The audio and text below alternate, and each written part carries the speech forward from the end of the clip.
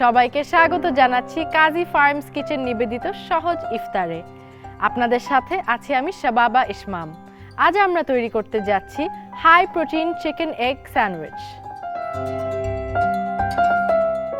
High protein chicken egg sandwich তৈরি করার জন্য আমাদের প্রয়োজন কাজী ফার্মস কিচেনের ওমেগা 3 এগস, প্রয়োজন চিকেন কাটলেট, আরও আমাদের প্রয়োজন হোয়াইট ব্রেড।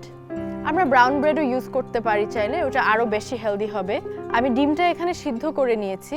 এখানে আছে লবণ, দই, কিউকাম্বার, একটুখানি মেয়োনিজ, ব্ল্যাক পেপার আর বাটার। আমাদের শুরু করার জন্য আমরা ফার্স্টে এগটা রেডি করে ফেলি।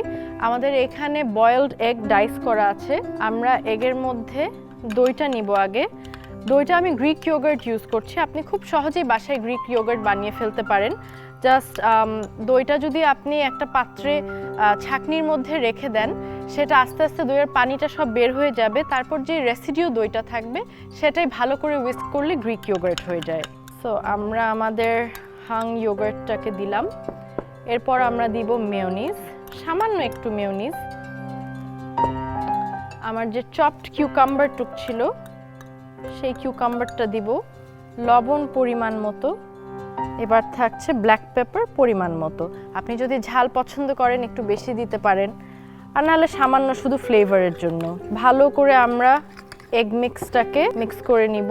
এগ মিক্সটা রেডি। এবার আমরা আমাদের চুলাটা অন করে ফেলি।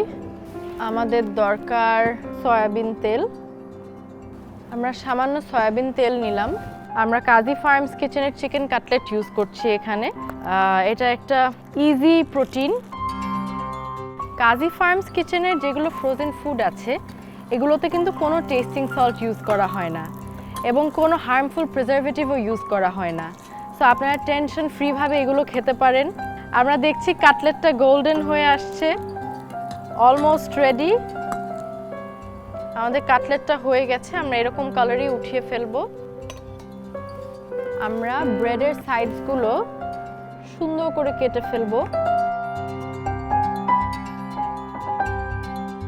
এবার আমরা আমাদের যে এগ মিক্সচারটা আমরা রেডি করে রেখেছিলাম, ফার্স্টে আমরা এগ মিক্সচারটা দিয়ে দিচ্ছি। এটা কিন্তু সহজ ইফতার এবং আপনি খুব তাড়াতাড়ি একটা ইফতার বানাতে চান, আপনি এটা বানিয়ে ফেলতে পারেন। এটার উপর দিব আমরা কাটলেটটা। কাটলেটের উপরে আবার একটুখানি এগ মিক্স দিব, দিয়ে আমরা এটাকে টপ করে ফেললাম। আমাদের স্যান্ডউইচটা রেডি। আপনি চাইলে স্যান্ডউইচটা এভাবেও খেতে পারবেন, বাট স্যান্ডউইচটা আসলে টোস্ট করলে আরও মজা হবে। সো আমরা প্যানের মধ্যে একটু বাটার দিয়ে দিচ্ছি। স্যান্ডউইচ অফকোর্স টোস্টারে তো টোস্ট করাই যায়, কিন্তু আপনার যদি বাসায় টোস্টার না থাকে আপনি খুব সহজে এটা প্যানে টোস্ট করে নিতে পারেন। আমি প্যানে বাটার দিয়েছি।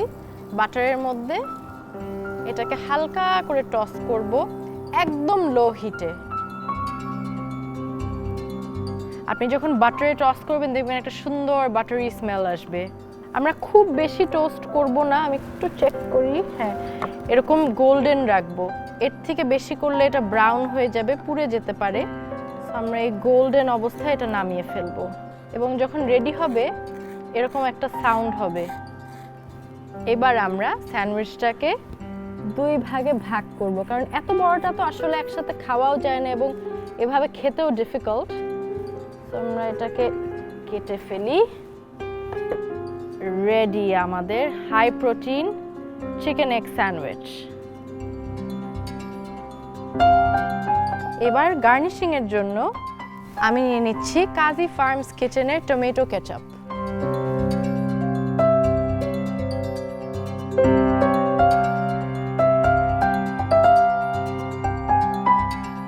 দর্শক দেখলেন তো কত সহজে এবং তাড়াতাড়ি একটি সুস্বাদু ইফতার বানিয়ে ফেললাম। কাল আবার দেখা হবে নতুন একটি রেসিপি নিয়ে। টিল দেন ভালো থাকুন, সুস্থ থাকুন, দীপ্ত টিভির সাথে থাকুন।